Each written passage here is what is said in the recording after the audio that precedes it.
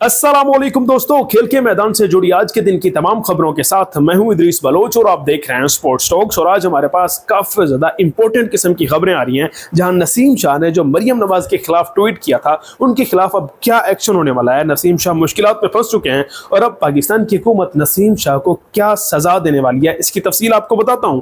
साथ ही फखर जमान ने Pakistan super league के पहले मैच में एक बहुत बड़ा रिकॉर्ड अपने नाम कर लिया है, उस रिकॉर्ड का भी आपको बता देता हूं। साथ ही पिंक बॉल का जो इशू चल रहा है पाकिस्तान सुपर लीग के अंदर, उसका क्या बना, उसकी तफसील भी आपको बता देता हूं। लेकिन उससे पहले आसिफ अली के रिटायरमेंट के हवाले से बहुत से लोग सवाल पूछ रहे थे, क्योंकि आसिफ अली के बारे में पाकिस्तान के सोशल मीडिया पर एक खबर वायरल हो रही है कि वो बहुत जल्द अपनी इंटरनेशनल क्रिकेट से रिटायरमेंट वापस लेने वाले हैं। तो उस हवाले से आपको तफसील बता दूं कि सहाफियों ने आसिफ अली से सवाल पूछा कि क्या आप अगले world cup T20 world cup के लिए या फिर किसी मोस्ट इंपॉर्टेंट सीरीज के लिए अगर पाकिस्तान क्रिकेट टीम को जरूरत हो तो क्या आप इंटरनेशनल क्रिकेट में वापसी कर सकते हैं। तो आसिफ अली का कहना था कि ये मैं नहीं बल्कि दुनिया भर के बहुत से बड़े बड़े खिलाड़ी और पाकिस्तान के भी बहुत से बड़े बड़े खिलाड़ी, जब उनको पाकिस्तान टीम की जरूरत पड़ी है, जब उनको अपनी टीम की जरूरत पड़ी, तो उन्होंने अपनी इंटरनेशनल क्रिकेट से रिटायरमेंट वापस ली है और कौम की खिदमत की है। तो अगर मेरी जरूरत पाकिस्तान क्रिकेट बोर्ड को पड़ती है तो मैं भी अपनी अवेलेबिलिटी शो करता हूं, और अगर पाकिस्तान क्रिकेट बोर्ड कहेगा तो मैं अपनी रिटायरमेंट वापस ले लूंगा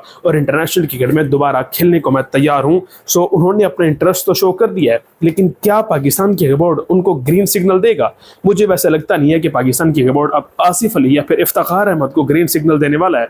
हाँ, कोई मैनेजमेंट चेंज हो जाए तो फिर अलग बात है, लेकिन इस मैनेजमेंट के होते हुए ना तो आसिफ अली और ना ही इफ्तिखार अहमद को मुझे लगता है कि कोई ग्रीन सिग्नल मिलने वाला है। अगर मिल गया तो हो सकता है कि कोई एक दो मैचों के लिए आसिफ अली को मौका मिल जाए, लेकिन मुझे वैसे ये लगता नहीं है कि आसिफ अली इंटरनेशनल क्रिकेट में वापसी करें। लेकिन उन्होंने अपनी अवेलेबिलिटी शो कर दी है। तो ये आसिफ अली के हवाले से खबर हो गई। इसके बाद हम अगली खबर की बात करें तो पिंक बॉल का इशू इस वक्त पूरी दुनिया में वायरल हो रहा है कि पाकिस्तान सुपर लीग के अंदर पिंक बॉल कहां से आ गई।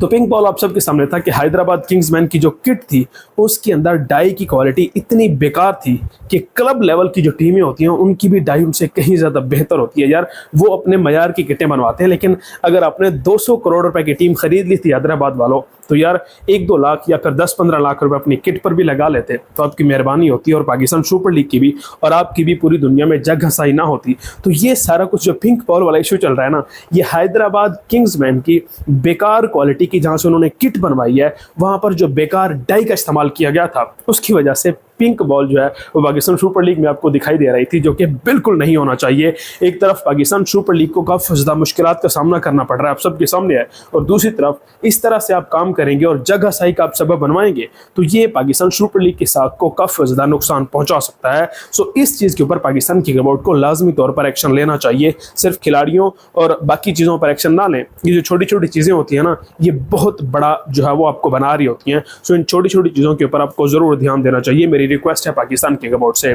अब जरा अपनी अगली खबर की बात कर लेते हैं। तो फखर जमान ने पाकिस्तान सुपर लीग 2026 के पहले ही मुकाबले में अपने 50+ जो रन बनाए थे, 39 बॉल्स पर 53 रन की एक बेहतरीन किस्म की इनिंग्स खेली थी, और पाकिस्तान क्रिकेट बोर्ड को भी और आकिब जावेद को बताया था कि सर आपने मुझ पर इल्जाम लगाया झूठा कि मैं इंजर्ड हूं, तो मैं इंजर्ड नहीं हूं। अगर मैं इंजर्ड होता तो ये 50 कैसे बना रहा होता। तो उस बंदे ने ये बात तो साबित कर दी है। लेकिन उसके साथ साथ फखर जमान पाकिस्तान सुपर लीग की ओवरऑल हिस्ट्री के दूसरे खिलाड़ी बने हैं जिन्होंने 3000 से ज्यादा PSL की हिस्ट्री में रन बना रखे हों। इससे पहले पाकिस्तान सुपर लीग की हिस्ट्री में सबसे ज्यादा रन का रिकॉर्ड किसी और के पास नहीं बल्कि द किंग बाबर आजम के पास मौजूद है, जिन्होंने 3792 के करीब रन बना रखे हैं पाकिस्तान सुपर लीग की हिस्ट्री में। और अब 3000 रन मुकम्मल करने वाले फखर जमान PSL की हिस्ट्री के दूसरे खिलाड़ी बन चुके हैं। सो ये उनका रिकॉर्ड मैंने आपको सोचा कि आपके साथ लाजमी तौर पर शेयर करना चाहिए, क्योंकि ये भी उनकी एक बहुत बड़ी अचीवमेंट है। अब जरा अगली खबर की बात करते हैं। तो ये काफी ज्यादा कंट्रोवर्शियल किस्म की खबर है, जहां आप सबको पहले ही पता चल चुका होगा कि नसीम शाह ने जो ट्वीट किया था मरियम नवाज के ऊपर उनका ट्वीट वायरल हो रहा है सोशल मीडिया के ऊपर, जहां उनके एक्स अकाउंट के ऊपर एक ट्वीट किया जाता है कि इस मरियम नवाज को जो है वो हमेशा क्वीन की तरह क्यों ट्रीट किया जाता है, वो यहाँ पर क्या करने आई हैं कज़ाफ़ी स्टेडियम लाहौर के अंदर। तो ये जैसे उन्होंने ट्वीट किया उसके कुछ ही देर बाद वो ट्वीट डिलीट कर दिया गया, और फिर उसके बाद काफ़ी ज़्यादा तहकीकात की गई। तो नसीम शाह ने कहा कि ये मेरा जो अकाउंट था वो हैक हो गया था। वैसे उन्होंने बहाना भी बड़ा गलत बनाया, मैं आपको इसकी असली वजह बताता हूँ कि ये असल में हुआ क्या है। उन्होंने बहाना बनाया कि जी मेरा अकाउंट हैक हो गया और अब मेरा अकाउंट रिकवर भी हो गया है। मतलब फ़ौरन से उन्होंने वो ट्वीट डिलीट भी कर दिया और फिर कुछ ही देर बाद दूसरा दूसरा ट्वीट भी कर दिया गया। इतनी जल्दी तो सर हमें भी थोड़ा बहुत पता है कि कुछ नहीं होता।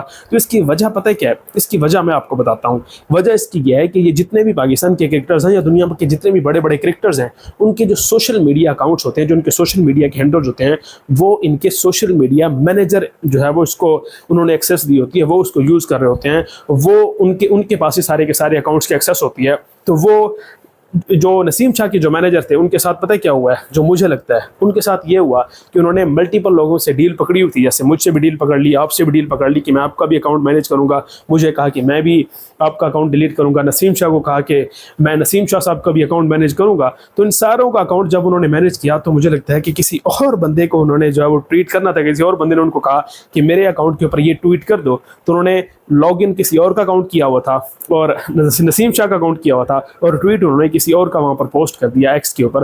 और ये फिर सारे का सारा माजरा हुआ। फिर जब उनको पता चला और सोशल मीडिया पर जब ये खबर वायरल हुई तो फ़ौरन से उन्होंने अकाउंट को लॉग इन किया और वो अकाउंट डिलीट किया। और फिर अगेन नसीम शाह के अकाउंट से उन्होंने अपोलॉजी का एक ट्वीट भी किया। तो नसीम शाह वहाँ पर कह रहे थे कि मेरा जी अकाउंट हैक हो चुका है। तो ये सारे का सारा इस तरह से सारा कुछ हुआ है जो मैंने आपको बताया। आपको कोई नहीं बता रहा होगा कि असल में मसला क्या हुआ है। सो ये सारे का सारा मसला हुआ है। और नसीम शाह बेचारा, उसको तो अब सबके सामने है कि भोला वाला बंदा है, उसको इतना ज़्यादा नहीं पता इन चीज़ों का। वो बंदा इस तरह का ट्वीट 100% करने वाला नहीं है, ये मेरी गारंटी है। सो नसीम शाह ने ये ट्वीट नहीं किया बल्कि उनके मैनेजर ने किया था और गलती से उन्होंने कर दिया था। अब जो सज़ा मिलेगी वो बेचारे उस मैनेजर को ही मिलेगी, क्योंकि पाकिस्तान की बोर्ड और पाकिस्तान की बोर्ड के चेयरमैन मोहसिन नकवी जो कि इंटीरियर मिनिस्टर भी हैं और पाकिस्तान की बोर्ड के चेयरमैन भी हैं, तो वो डेफिनेटली तहकीकात तो करवाएंगे, ऐसे छोड़ेंगे नहीं कि किसी खिलाड़ी ने उनके या फिर उनकी हुकूमत की शान में इतनी गुस्ताखी कैसे कर दी। तो उन्होंने तहकीकात तो 100% करवानी है। तो तहकीकात में आप देख लीजिएगा कि नसीम शाह कसूरवार नहीं होंगे, उनके मैनेजर कसूरवार होंगे और वो बेचारा अब अपनी नौकरी से भी हाथ धो बैठेगा। ये भी आप मेरी बात याद रखिएगा। सो ये आज के दिन की तमाम खबरें हैं। मजीद कोई आपको इन्फॉर्मेशन चाहिए तो आप कमेंट सेक्शन में पूछ सकते हैं। मिलेंगे फिर इंशाल्लाह नेक्स्ट वीडियो में। अल्लाह हाफिज़।